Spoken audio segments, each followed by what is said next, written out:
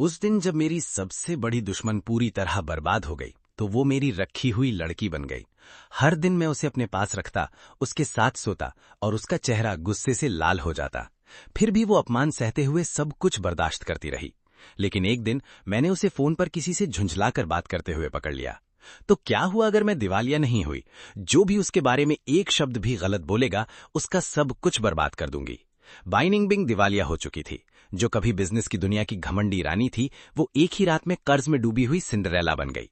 उसके पुराने दुश्मन तुरंत उसे और नीचा दिखाने आ गए।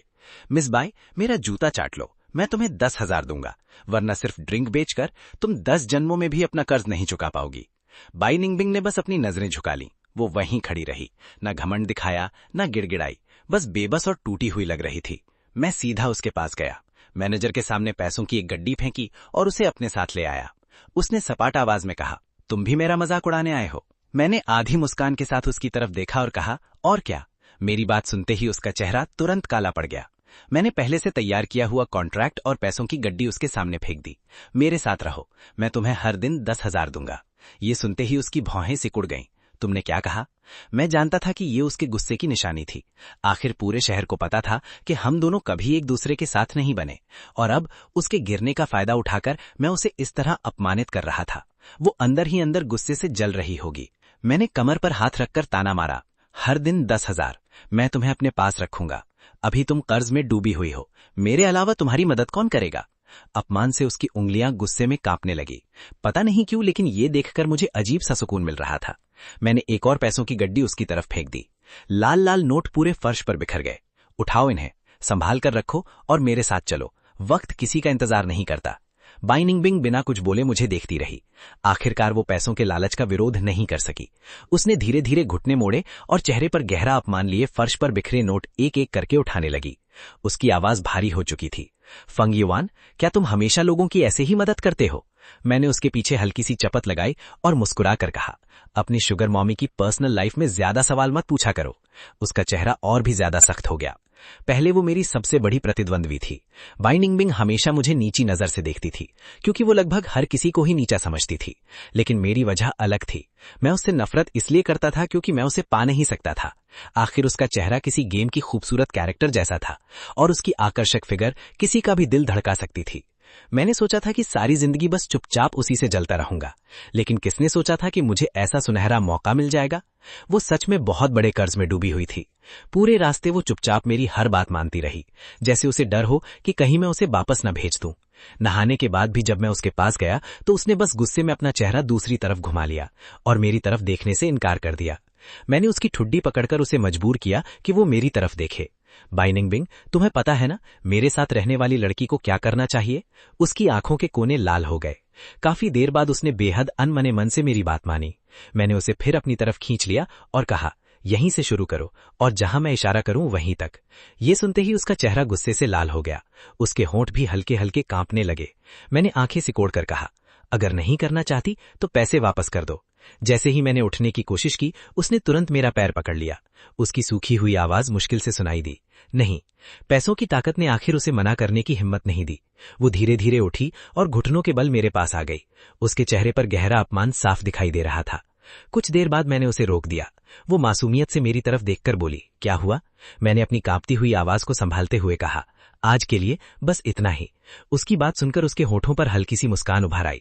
बाहर से मैं खुद को बहुत दबंग दिखा रहा था, लेकिन सच तो ये था कि इस तरह के रिश्तों का मुझे लगभग कोई अनुभव नहीं था। मैंने कभी नहीं सोचा था कि बाई निंगबिंग इतनी शांत और सहज तरीके से मेरी हर बात मान लेगी। मैंने मन ही मन फैसला किया कि अब मुझे अपनी धाक जमानी होगी। थोड़ी देर बाद जब वो घर का सामान ठीक कर रही थी, मैंने सख्त आवाज में कहा, घर के अंदर इतने कपड़े पहनने की क्या जरूरत है, उतार दो। उसकी हरकत वहीं रुक गई। उसने सिर्फ एक टी शर्ट पहन रखी थी। अगर वो उसे उतार देती तो उसके ऊपर सिर्फ अंदर के कपड़े रह जाते। उसकी खूबसूरत भौहें गुस्से से सिकुड़ गईं। उसने कुछ नहीं कहा, लेकिन उसके चेहरे पर साफ लिखा था कि वो ऐसा बिल्कुल नहीं करना चाहती। मैंने फिर वही बात दोहराई, अगर मन नहीं है तो पैसे वापस कर दो। उसने दांत भींच लिए। आखिरकार उसने अनमने मन से अपने हाथ में पकड़ी चीज नीचे रखी और मेरी नजरों के सामने धीरे धीरे अपनी टी शर्ट उतार दी। मैंने ध्यान से उसकी तरफ देखा। उसकी फिगर सच में किसी भी इंसान को हैरान कर सकती थी। जहां जैसे कर्व होने चाहिए थे वैसे ही थे, और उसकी पूरी बॉडी बेहद आकर्षक और संतुलित लग रही थी। मेरी खुली हुई नजरों से उसे देखते ही उसका चेहरा फिर से गुस्से से लाल हो गया। फंग युआन, उसने गुस्से में मेरा नाम पुकारा, लेकिन वो कुछ कर भी नहीं सकती थी, इसलिए वो तुरंत बाथरूम की तरफ मुड़ गई, जैसे खुद को मुझसे छिपाना चाहती हो। मैं भी उसके पीछे पीछे चला गया। वो हाथ धो रही थी, पानी की बूंदें उसके शरीर पर गिर रही थी और हर सांस के साथ उसका शरीर हल्का हल्का कांप रहा था। मैंने मुस्कुराकर कहा, इतनी घबराने की जरूरत नहीं, इधर आओ। वो तुरंत सतर्क हो गई। उसके कुछ कहने से पहले ही मैंने कहा, अगर पैसे वापस नहीं करने। आखिरकार उसने मेरी तरफ गुस्से और अपमान से भरी नजरों से देखा, लेकिन फिर भी चुपचाप वहीं खड़ी रही। आखिरकार हार मानकर उसने अपनी आंखें बंद कर लीं, फिर दांत भींचते हुए मेरी तरफ मुड़ गई। मैंने संतुष्टि से सिर हिलाया। जैसे ही मेरी उंगलियां उसके सीने को छूने लगीं, मुझे महसूस हुआ कि उसका शरीर हल्का सा कांप रहा था।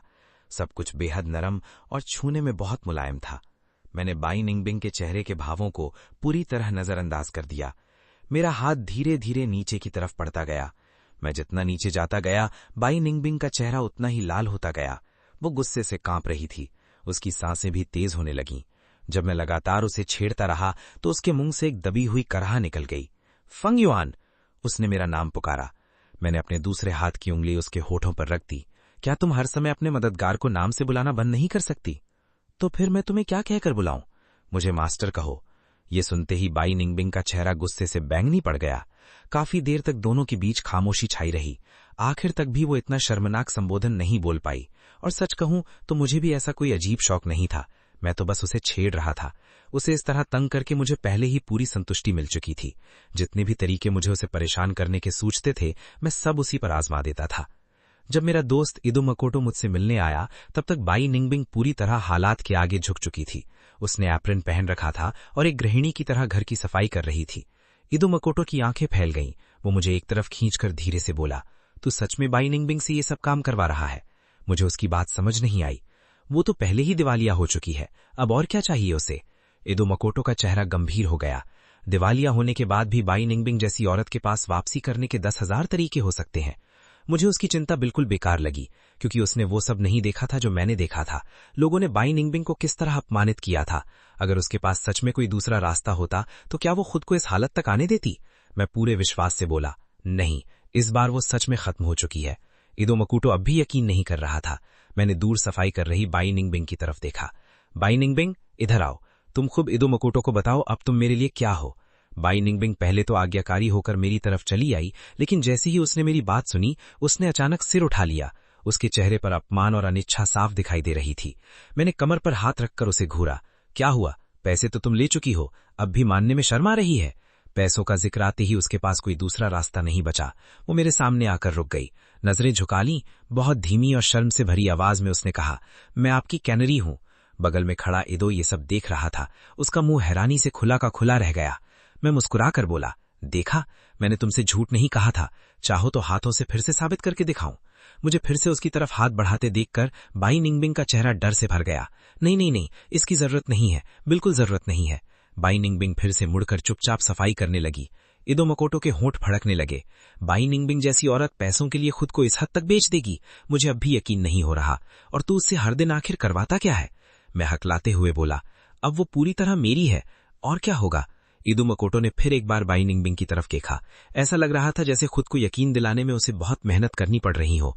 आखिर उसने लंबी सांस छोड़ी और कहा, अगर सच में ऐसा है तो फंग युआन, तेरी तो लॉटरी लग गई। कमीने, बड़ी मौज में है तू। उसके जाने के कुछ ही समय बाद ये खबर फैल गई कि बाई निंगबिंग मेरे घर पर रह रही है। ग्रुप चैट में दोस्तों ने मुझे लगातार मैसेज करने शुरू कर दिए। फंग युआन, क्या तू पागल हो गया है? बाई निंगबिंग को भी तूने छेड़ दिया। आखिर तूने उसके साथ किया क्या है? बाई निंगबिंग चाहे दिवालिया हो गई हो, लेकिन वो खुद को बेच दे इस पर यकीन नहीं होता। फंग युआन, बाई निंगबिंग जैसी खूबसूरत औरत के साथ रह रहा है, अपनी सेहत का भी ध्यान रखना। आखिरी मैसेज पढ़ते ही मैं अनायास ही निकल गया। मैंने बाथरूम की तरफ देखा। बाई निंगबिंग पूरी तल्लीनता से मेरा अंडरवेयर धो रही थी। उसे देखते ही मेरा दिमाग अपने आप जाने कहां कहां भटकने लगा।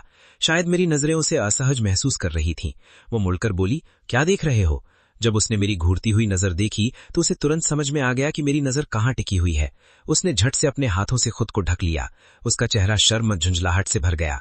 रंगे हाथों पकड़े जाने पर मुझे भी थोड़ा संकोच हुआ, लेकिन अगले ही पल मुझे याद आया, अब मैं उसका शुगर मम्मी हूं। ऐसी कौन सी चीज है जिसे मैं नहीं देख सकता? वो उसे ढकने की हिम्मत कैसे कर सकती है? मैं पूरे विश्वास से बोला, इतना चिल्ला क्यों रही हो? अब मैं तुम्हारे साथ रह रही हूं, ये सब पहले ही मेरा है। एक नजर देख लेने में क्या दिक्कत है, सिर्फ देखूंगा ही नहीं, छूंगा भी। बाई निंगबिंग को बिल्कुल उम्मीद नहीं थी कि मैं इतनी सीधी बात कह दूंगा। उसकी सांस जैसे गले में अटक गई, न निगल पा रही थी न उगल पा रही थी। उसका चेहरा फिर से लाल हो गया। मैं धीरे धीरे उसकी तरफ बढ़ने लगा। क्या हुआ? क्या मैंने कुछ गलत कहा? इतनी घबराई हुई क्यों हो? कहीं ऐसा तो नहीं कि तुमने सच में आर्टिफिशियल एनहांसमेंट करवा रखा है? अगर सब नकली निकला तो मैं ये सौदा वापस कर दूंगा। मेरी बात खत्म होते ही बाई निंगबिंग के चेहरे पर कई बार भाव बदले, लेकिन आखिरी शब्द सुनते ही उसमें अचानक ठंडी हंसी हंसी, जैसे उसने कोई फैसला कर लिया हो। वो चलते चलते अपने कपड़े उतारने लगी और मेरी तरफ पढ़ने लगी। ठीक है, चाहे मैंने कुछ कराया हो या नहीं, अगर देखना है तो जितना मन करे देख लो। मैं पूरी तरह हक्का बक्का रह गया। मैं सिर्फ उसे देखता रह गया। वो एक एक करके अपने कपड़े उतारती हुई कुछ ही कदमों में मेरे सामने आ गई। मेरा दिमाग पूरी तरह खाली हो चुका था। उसने अचानक नीचे झुककर अपनी पैंट भी नीचे खींचनी शुरू कर दी। उसी समय दरवाजे पर जोर जोर से दस्तक होने लगी। उस पल मुझे ऐसा लगा जैसे किसी ने मुझे बचा लिया हो। मैंने दोबारा बाई निंगबिंग की तरफ देखने की भी हिम्मत नहीं की। मैं तुरंत मुड़ा और भागकर दरवाजा खोलने चला गया। कौन कौन है? आ रहा हूं, आ रहा हूं। दरवाजा खोलते ही बाहर एक फैशनेबल और हैंडसम आदमी खड़ा था। उसने तेज आवाज में पूछा, क्या बाई निंगबिंग यहाँ है? मैंने उसे तुरंत पहचान लिया। वो जी परिवार का बड़ा बेटा जी बुओ था। पहले उसका बाई निंगबिंग के साथ काफी अच्छा रिश्ता था। अभी अभी जो कुछ हुआ था उसकी वजह से मेरा दिल अब भी तेजी से धड़क रहा था। मैं जल्दी से एक तरफ हट गया और बाई निंगबिंग की तरफ इशारा कर दिया। जी बुओ मुझे धक्का देकर सीधे अंदर चला गया। मैं भी उसके पीछे भागा। पता नहीं कब बाई निंगबिंग ने इतनी जल्दी फिर से अपने सारे कपड़े पहन लिए थे। उसने ऊपर से कोट भी पहन लिया था और उसके हाथ में मेरा अंडरवियर अब भी था, जिसे उसने अभी तक नीचे नहीं रखा था। जब जी बुओ की नजर बाई निंगबिंग के हाथ में पकड़ी हुई चीज पर पड़ी तो उसकी आंखें तुरंत लाल हो गईं। वो गुस्से से मेरी तरफ देखकर बोला, तुमने सिस्टर निंगबिंग से ऐसा काम कैसे करवा दिया? मैंने सिर खुजाते हुए कहा, सच कहूं तो मैंने उसे इसे धोने के लिए नहीं कहा था, वो खुद ही धोने लगी थी। बाई निंगबिंग ने हमारी तरफ देखा तक नहीं। वो वापस बाथरूम में चली गई और नल खोलकर फिर से धोने लगी। जी बुओ का दिल टूट गया। वो आगे बढ़ा और बाई निंगबिंग का हाथ पकड़कर उसे अपनी तरफ खींच लिया।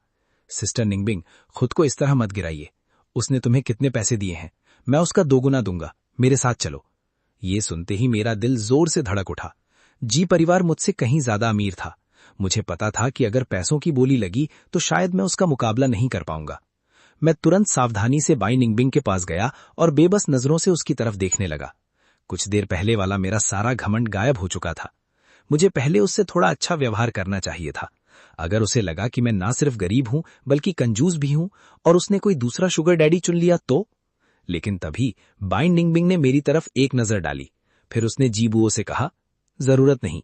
ये सुनने के बाद मुझे ऐसा लगा जैसे पूरी दुनिया रोशन हो गई हो भगवान, बाई निंगबिंग कमाल की बाई निंगबिंग। अभी अभी घर लाई गई मेरी कैनरी इतनी वफादार निकली। जी बुओ ये सुनकर और भी बेचैन हो गया। उसने तुम्हारे खिलाफ क्या पकड़ रखा है? मुझे बताओ, मैं जरूर तुम्हारी मदद करूंगा। बाई निंगबिंग काम करती रही। उसकी आवाज बिल्कुल शांत थी। उसने मेरे खिलाफ कुछ भी नहीं पकड़ रखा। ऐसी कोई बात नहीं है।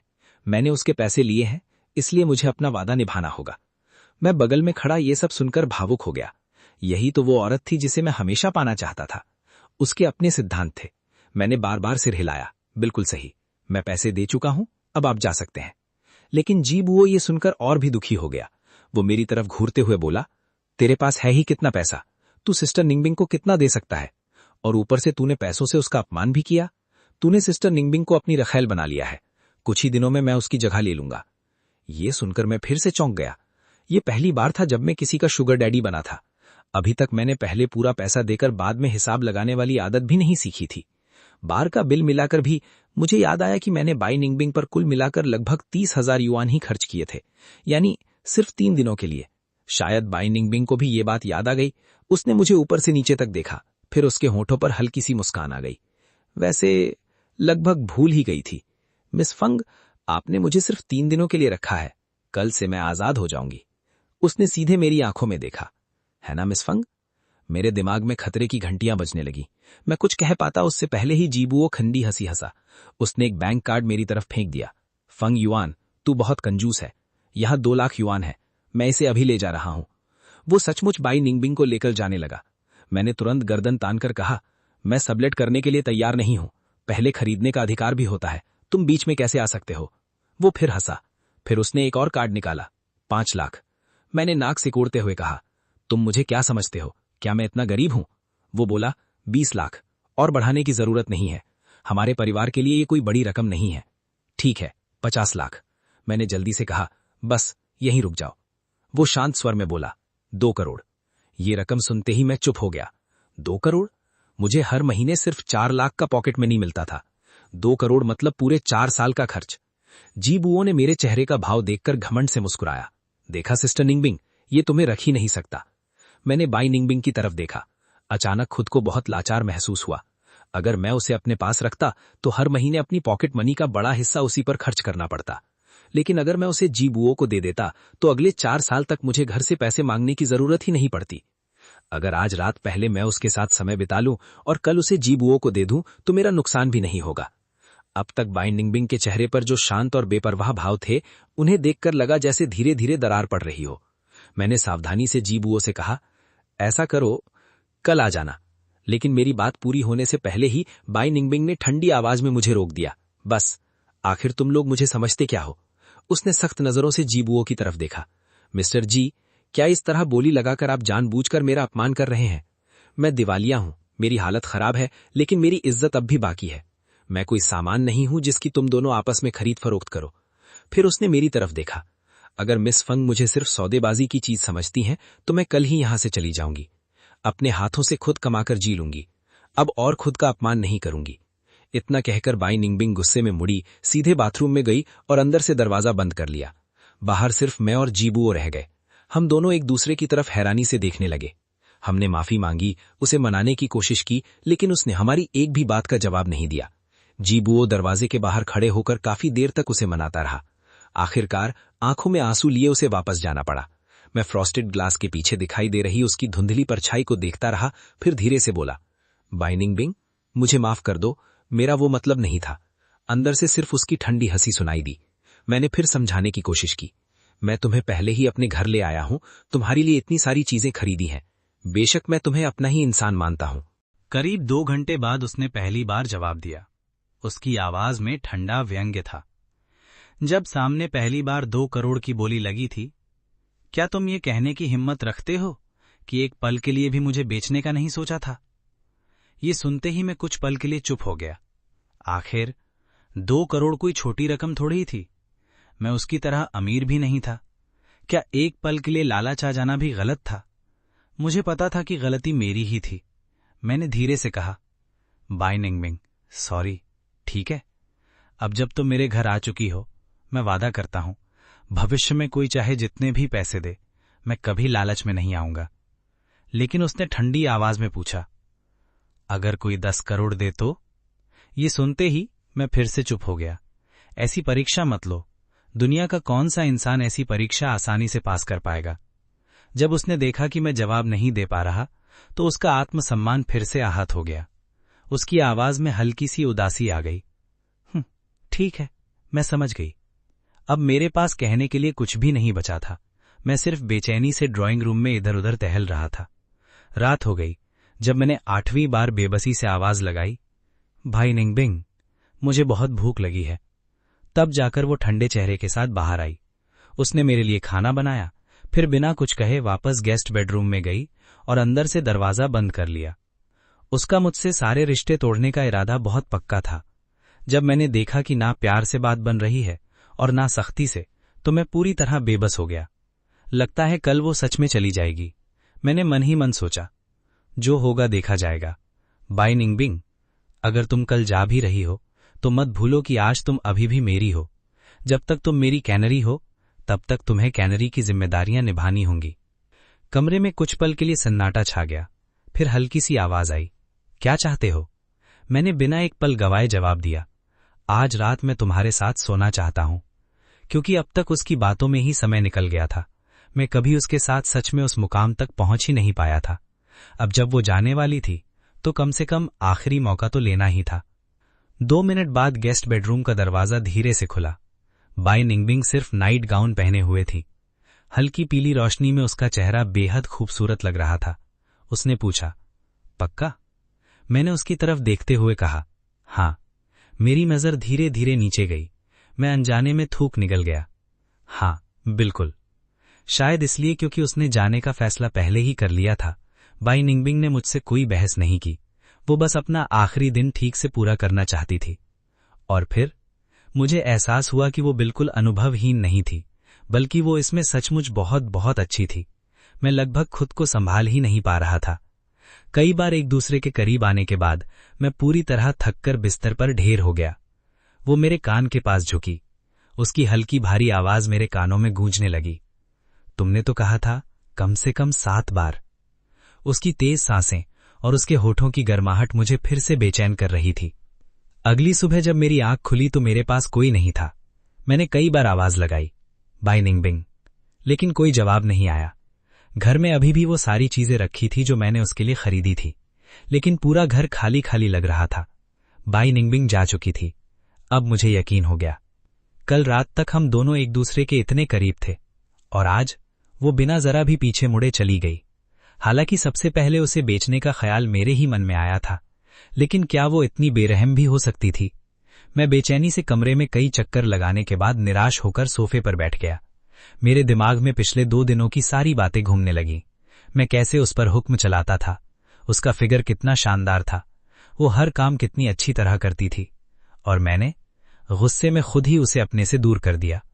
मैंने लंबी सांस ली, फिर मोबाइल उठाया। मैं कुछ वीडियो देखने ही वाला था, तभी मेरे दोस्त ने लगातार कई मैसेज भेज दिए। फंग युआन, जल्दी ये देख, क्या चल रहा है?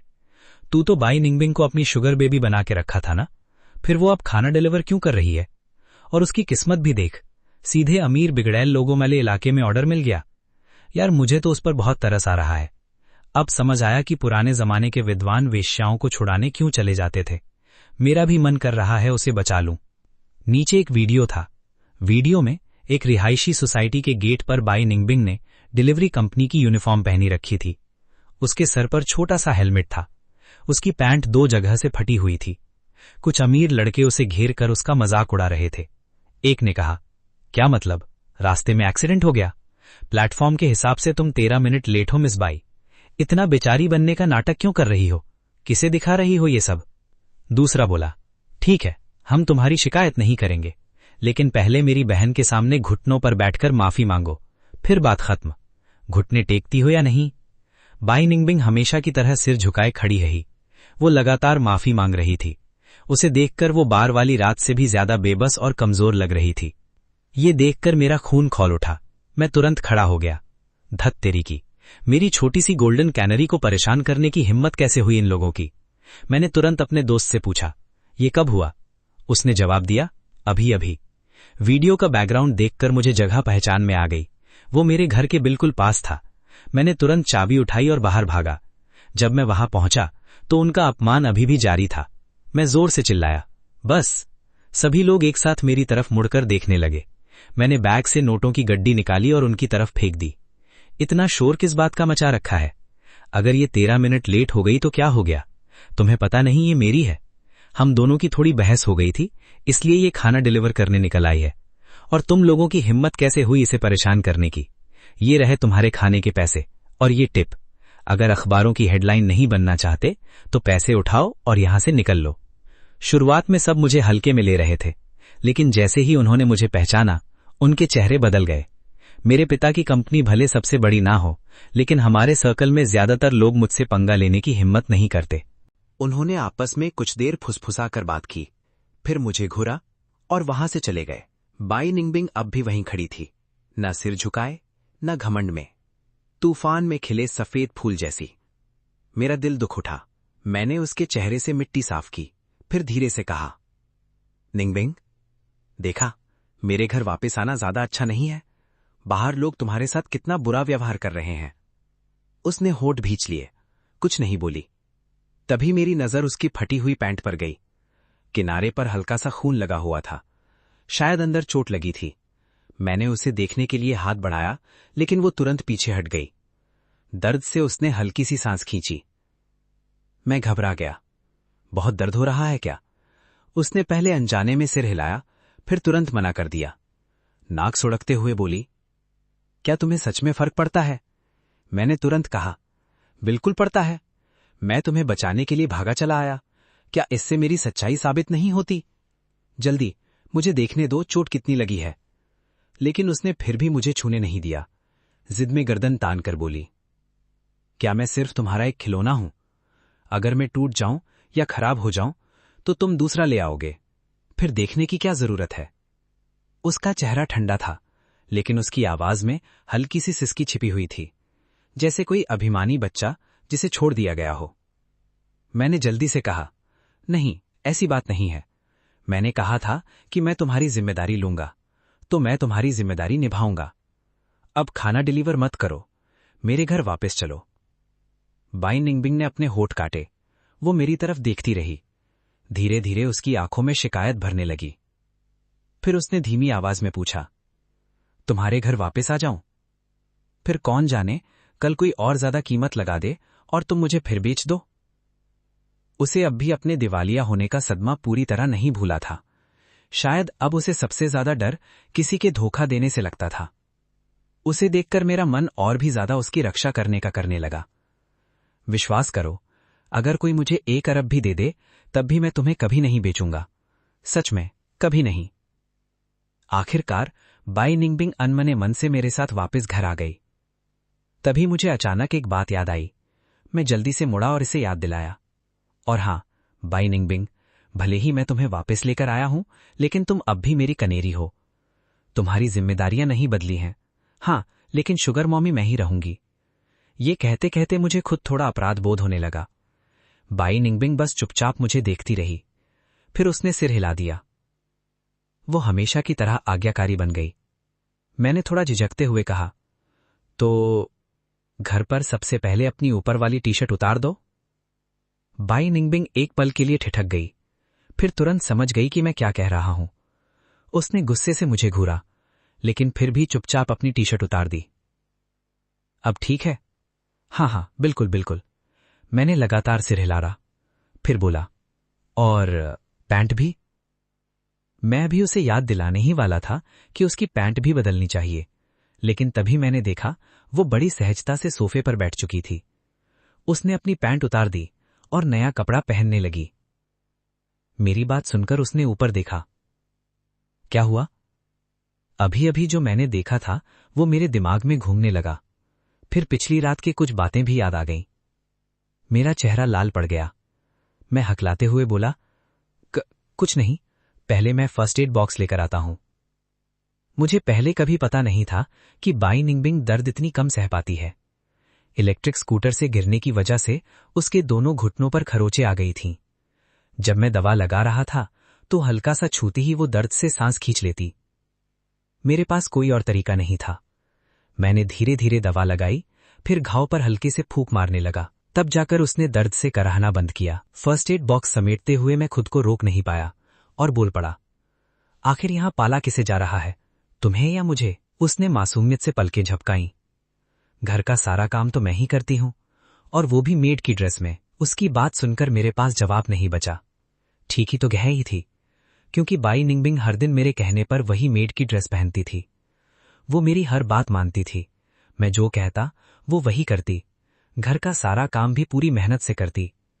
कई बार मेरी बातें सुनकर उसका चेहरा गुस्से से लाल हो जाता। उसका पूरा शरीर हल्का हल्का कांपने लगता, लेकिन वो कुछ नहीं कहती, बस चुपचाप सब सह लेती। उसके गुस्से से लाल चेहरे को देखकर मुझे एक अजीब सी खुशी महसूस होती। लेकिन मेरे ये अच्छे दिन ज्यादा लंबे नहीं चले। एक दिन अचानक मेरे पिता मेरे घर आ गए, क्योंकि मुझे बाई निंगबिंग को अपने पास रखने की खबर पूरे अमीरों के सर्कल में फैल गई थी। कुछ अमीर गड़के मुझसे जल रहे थे, क्योंकि सबसे पहले बाई निंगबिंग मेरे पास आई थी। लेकिन उनसे भी ज्यादा वे लोग थे जो पहले बाई निंगबिंग के दुश्मन थे। जब वो बिजनेस की दुनिया पर राज कर रही थी, तब वो हमेशा सख्त फैसले लेने वाली इंसान थी। उसके सामने कोई बोलने की हिम्मत नहीं करता था। लेकिन जैसे ही वो गिरी, उसके पुराने दुश्मन शांत नहीं बैठे। मैंने उसे अपने पास रखकर न सिर्फ उसका कर्ज हल्का किया था, बल्कि उसे लोगों की बुरी नजरों से भी बचाया था। लेकिन इसी वजह से मैं खुद उनके निशाने पर आ गया। और बिजनेस की दुनिया में वार करने के तरीके कभी कम नहीं होते। सबसे पहले मेरे पिता की कंपनी पर हमला हुआ। पिता ने सीने पर हाथ रखते हुए कहा, फंग युआन, क्या हम उसे अपने पास रखना बंद नहीं कर सकते?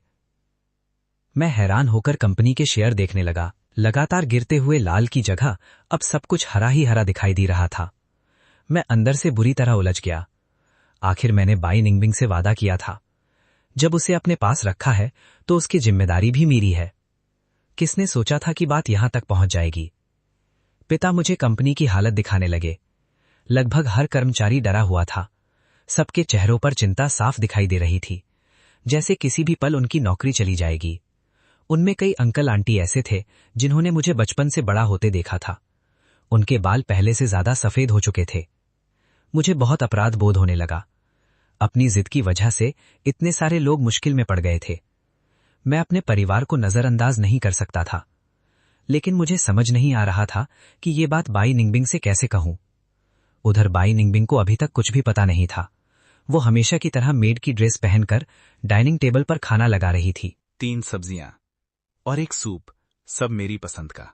अगर किसी और दिन ऐसा खाना मिलता तो मैं जरूर उसे किसी न किसी तरह खुश करता, लेकिन आज मैंने बस 2-4 कौर खाए, फिर सीधे अपने कमरे में चला गया। मैं बिस्तर पर लेटा और बहुत देर तक यूं ही सोचता रहा। तभी कोई कमरे में आया।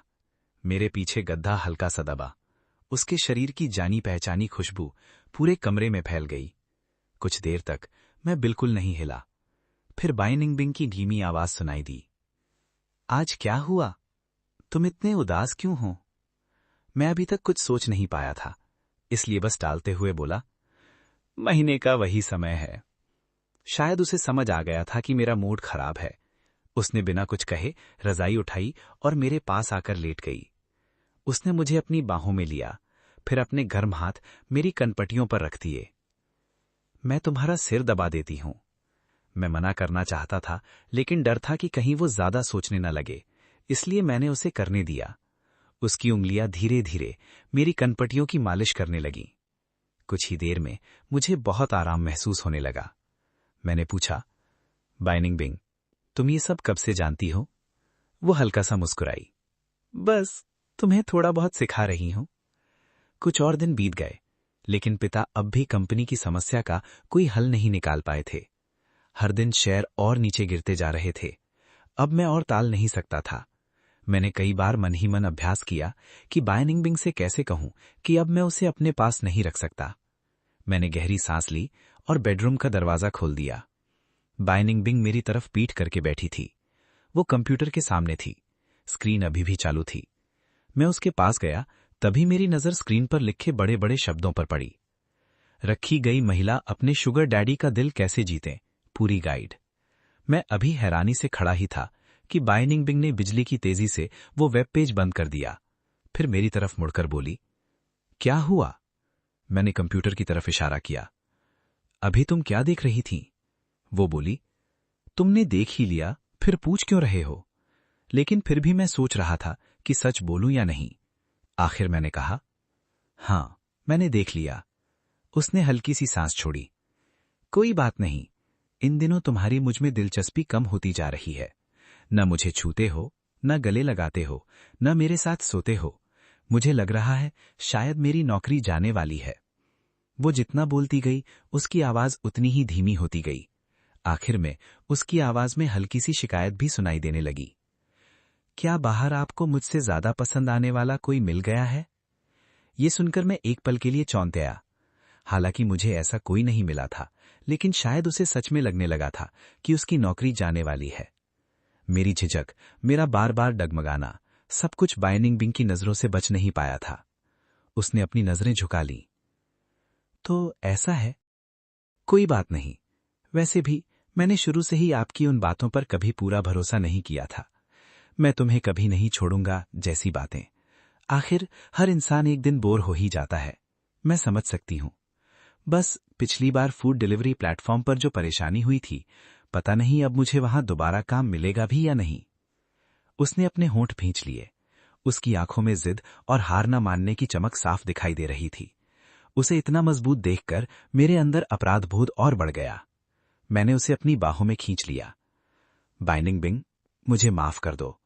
जैसे ही मैंने माफी मांगी, उसका पूरा शरीर एकदम सख्त हो गया। हमारे बीच का माहौल भी अचानक ठंडा हो गया। सच ये है कि मैं अब तुम्हें अपने पास नहीं रख सकता, क्योंकि जब से मैं तुम्हें अपने साथ लाया हूं, मेरे पापा की कंपनी लगातार लोगों के निशाने पर है। कंपनी लगभग बर्बाद होने वाली है। हालांकि मैं सच में तुम्हें बहुत पसंद करता हूं, लेकिन मैं मजबूर हूं। मेरे इतना कहते ही अचानक ऐसा लगा जैसे कमरे की ठंडक गायब हो गई हो। बाइनिंग बिंग ने मुझे देखा। तुमने अभी क्या कहा? क्या?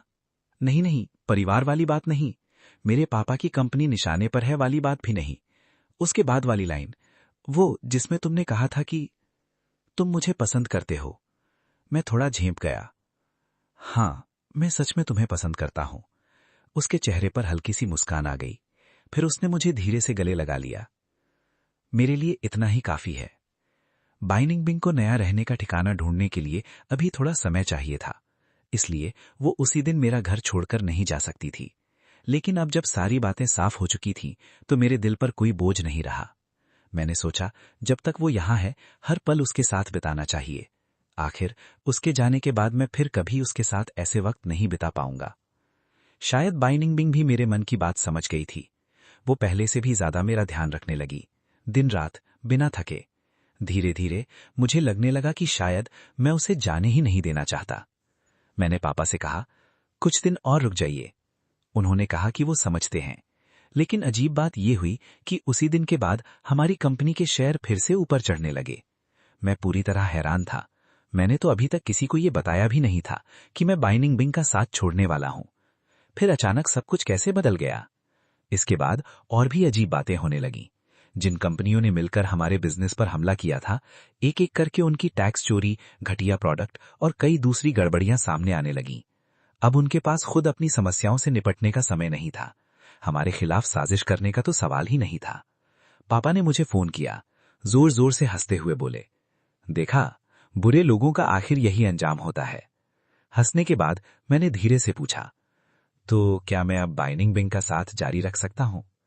मेरी बात सुनते ही पापा की हंसी तुरंत रुक गई। फैंग युआन, पहले इन्हें इस मुसीबत से निकलने दो।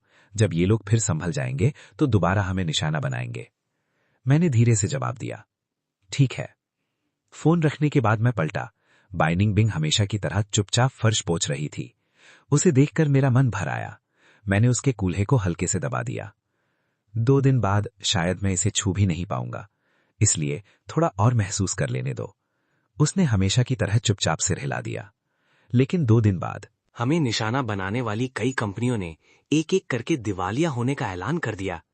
पापा पूरी तरह हैरान रह गए। ये कैसे हो गया? ये कोई छोटी मोटी कंपनियों नहीं थी। अचानक सब एक साथ कैसे खत्म हो गई? मैंने कंधे उचकाए। मुझे बिजनेस की इतनी समझ नहीं है, मुझे क्या पता। लेकिन अंदर ही अंदर मैं बहुत खुश था। अब मैं फिर से बाइनिंग बिंग के साथ रह सकता था। मैंने पापा से 2-4 बातें करके जल्दी से फोन काट दिया, फिर अपने कमरे की तरफ चला गया।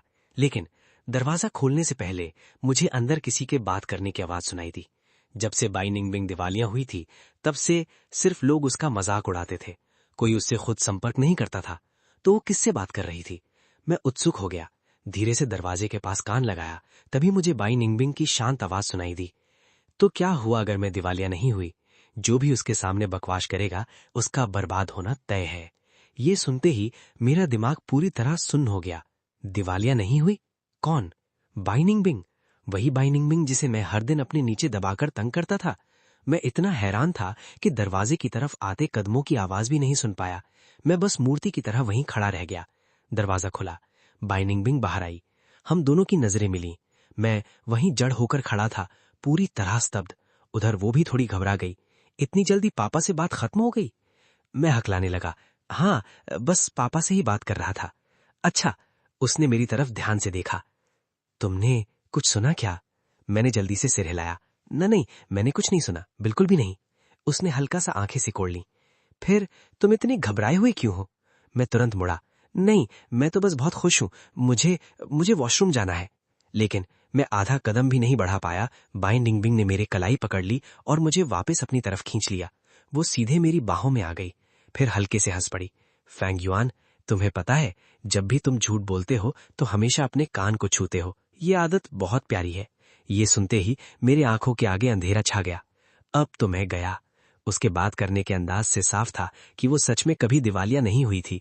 मैंने उसके साथ जो कुछ किया था, सब याद आते ही शर्म से मेरा मर जाने का मन करने लगा। तुम मुझे छोड़ो। लेकिन उसने दोनों हाथों से मुझे और कसकर पकड़ लिया। क्या हुआ? कल रात तो तुम खुद कह रहे थे कि मुझे कहीं बाहर नहीं जाना चाहिए। उसने जैसे ही पिछली रात की बात छेड़ी, मैं पूरी तरह टूट गया। मैंने शर्म से अपना चेहरा दोनों हाथों से ढक लिया। बस, अब मत बोलो। तुम दिवालिया नहीं थी, फिर भी तुमने मुझे अपने पास रखने दिया। तुम इतनी अजीब कैसे हो सकती हो? उसने सिर उठाया, फिर धीरे से मेरे कान को हल्के से काट लिया। फैंग युआन, मुझे अपने पास रखने की बात तो तुमने खुद कही थी, तो अजीब कौन हुआ, मैं या तुम? मैंने तुरंत मान लिया, मैं ही अजीब हूं। मैंने जल्दी से अपना हाथ उसके मुंह पर रख दिया। वो तो बस इंसानियत थी, दया थी। मैं नहीं चाहता था कि मेरी पुरानी प्रतिद्वंद्वी बाहर इतनी तकलीफ झेले। मैंने लगभग उसका मुंह बंद ही कर दिया था, लेकिन उसे बिल्कुल भी गुस्सा नहीं आया। उल्टा उसने धीरे से अपनी जीभ बाहर निकाली और मेरी हथेली को हल्के से चाट दिया। उसकी गर्म और हल्की सी नम जीभ का स्पर्श महसूस होते ही मुझे ऐसा लगा जैसे पूरे शरीर में बिजली दौड़ गई हो। मेरे शरीर का एक एक रोंगटा खड़ा हो गया। बाई निंगबिंग ने बेहद आकर्षक मुस्कान के साथ कहा, अगर तुम्हें सच में नहीं चाहिए था कि मैं तकलीफ झेलूं, तो इसके और भी बहुत सारे तरीके थे। फैंग युआन, क्या तुम्हें सच में लगता है कि तुम मेरी बेइज्जती कर रहे थे, या फिर मुझे इनाम दे रहे थे? उसकी बात सुनते ही मुझे वो सारे पल याद आ गए जब मैं बाई निंगबिंग को परेशान किया करता था।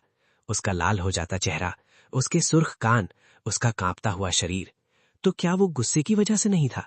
ये सोचते ही मेरे सिर की चमड़ी तक सुन्न हो गई। बाई निंगबिंग, तुम इतनी अजीब कैसे हो सकती हो? उसने फिर से मेरे गले पर एक हल्का सा चुंबन किया। फैंग युआन, क्या तुम्हें ये पसंद नहीं है? उसकी जीभ जानबूझकर मेरी संवेदनशील जगहों पर धीरे धीरे घूमने लगी। मैं पूरी तरह अपना नियंत्रण खो बैठा। मैंने बाई निंगबिंग को पकड़कर सीधे बिस्तर पर गिरा दिया। आज देख लेना, अगर मैंने तुम्हें छोड़ दिया तो मेरा नाम भी फैंग युआन नहीं। आखिर में बाई निंगबिंग ने भी सब सच बता दिया। अब वो और दिखावा नहीं कर रही थी। मैं भी अपनी शुगर मम्मी वाली इज्जत की परवाह करना छोड़ चुका था। वो चाहे जितनी बार नहीं कहती, मैं उसकी एक भी बात नहीं सुनता। अगले दिन मेरी हालत ऐसी थी कि मैं बिस्तर से उठ भी नहीं पा रहा था। मैं गुस्से में रजाई के अंदर दुबका हुआ था, अपना चेहरा तक नहीं दिखा रहा था। तभी बाई निंगबिंग गर्मा गर्म नाश्ते की प्लेट लेकर मेरे बिस्तर के पास आई। मैंने रजाई से सिर बाहर निकालकर गुस्से में कहा, खाने का लालच देकर मुझे बाहर निकाल रही हो? वो आलस भरी मुस्कान से बोली, फैंग युआन, जब तुम गुस्सा करते हो तब भी बहुत प्यारे लगते हो। ये सुनते ही मेरा चेहरा फिर से लाल हो गया।